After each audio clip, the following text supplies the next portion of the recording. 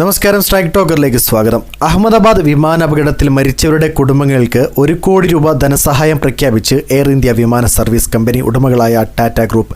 സമൂഹ മാധ്യമങ്ങളിൽ പോസ്റ്റ് ചെയ്ത കുറിപ്പിലൂടെയാണ് ടാറ്റ ഇക്കാര്യം അറിയിച്ചത്. അഹമ്മദാബാദിലെ സർദാർ വല്ലഭായ് പട്ടേൽ അന്താരാഷ്ട്ര വിമാനത്താവളത്തിൽ നിന്ന് ലണ്ടനിലെ ഗാറ്റ്വിക് വിമാനത്താവളത്തിലേക്ക് പുറപ്പെട്ട എയർ ഇന്ത്യയുടെ AI-171 വിമാനമാണ് ടേക്ക് ഓഫിന് പിന്നാലെ തകർന്നു വീണത്. വിമാനത്തിൽ യാത്രക്കാരും ജീവനക്കാരുമായി 242 പേരാണ് ഉണ്ടായിരുന്നത്. ഒരാളൊഴികെ ബാക്കി യാത്രക്കാരെല്ലാം മരിച്ചതായാണ് വിവരം. വിശ്വാസ് കുമാർ രമേശ് എന്ന യാത്രക്കാരനാണ് അത്ഭുതകരമായി രക്ഷപ്പെട്ടത്.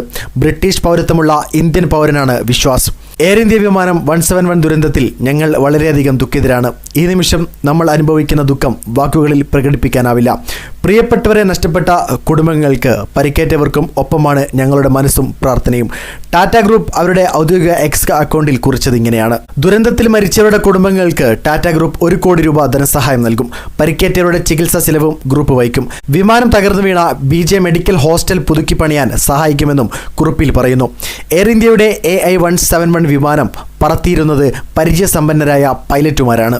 Captain Sumit Sabharwal, first officer Clive Kunder എന്നിവരാണ് വിമാനം നിയന്ത്രിച്ചിരുന്നത്. ക്യാപ്റ്റൻ സബർവാളിന് 8200 മണിക്കൂർ വിമാനം പറത്തി പരിചയസമ്പത്തുണ്ട്. സഹപൈലറ്റായ ക്ലൈവിന് 1100 മണിക്കൂറും പരിചയസമ്പത്തുണ്ട്. വിമാനത്താവളത്തിലെ റൺവേ 23ൽ നിന്ന് ഉച്ചയ്ക്ക് 1:39 വിമാനം പറന്നുയർന്നത്. വിമാനം ടേക്ക് ഓഫ് ചെയ്തതിന് തൊട്ടു പിന്നാലെ തന്നെ എയർ ട്രാഫിക് കൺട്രോളിന് അപായ സൂചന നൽകിയിരുന്നു. ഫ്ലൈറ്റ് ട്രാക്കിംഗ് പ്ലാറ്റ്ഫോമായ ഫൈഡ് റഡാറിൽ നിന്ന് ലഭിക്കുന്ന വിവരമനുസരിച്ച് 625 അടി ഉയരത്തിൽ നിന്നാണ് വിമാനം അപകടത്തിൽപ്പെടുന്നത്. ഈ വിമാനത്തിനെ ചുറ്റിപ്പറ്റിയുള്ള പല പ്രചാരണങ്ങളും ഇപ്പോൾ വന്നുകൊണ്ടിരിക്കുകയാണ്. നിങ്ങളുടെ അഭിപ്രായം രേഖപ്പെടുത്തുക. കൂടുതൽ വീഡിയോസുകൾക്കായി ഈ ചാനലോട് തന്നെ സബ്സ്ക്രൈബ് ചെയ്യുക. This is strike talker signing off.